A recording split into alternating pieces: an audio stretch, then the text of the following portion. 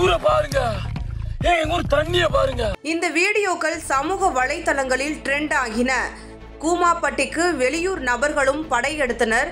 கூமாப்பட்டி கிராமத்தை ட்ரெண்டாக்கிய இளைஞர் தங்கப்பாண்டி பின்னர் தனது கோரிக்கையை பதிவு செய்தார். பிளவக்கல் பெரியாறு அணையை மேம்படுத்த தமிழ்நாடு அரசு 10 கோடி ஒதுக்கீடு செய்யப்படும் என அறிவித்தது. ஆனால் பணி எதுவும் நடக்கவில்லை என்றும் அவர் குற்றம் சாட்டினார். தமிழ்நாடு முதலமைச்சர் ஸ்டாலின் விருதுநகர் மாவட்டம் வத்திராய்ப்பு வட்டம் பிளவக்கல் பெரியாறு அணையில் 10 கோடி மதிப்பீட்டில் பூங்கா மேம்பாட்டு பணி நடைபெறும் என்ற அறிவிப்பை வெளியிட்டார். அதனைத் தொடர்ந்து அதற்கான திட்ட மதிப்பீடு தயார் செய்து அரசிடம் நிர்வாக ஒப்புதல் பெறுவதற்கு சமர்ப்பிக்கப்பட்டுள்ளது. தமிழ்நாடு அரசிடமிருந்து அரசாணை மற்றும் நிதி ஒதுக்கீடு பெறப்பட்டவுடன் பூங்கா மேம்பாட்டு பணிகள் தொடங்கப்படும் என்று மாவட்ட ஆட்சியர் தெரிவித்திருந்தார்.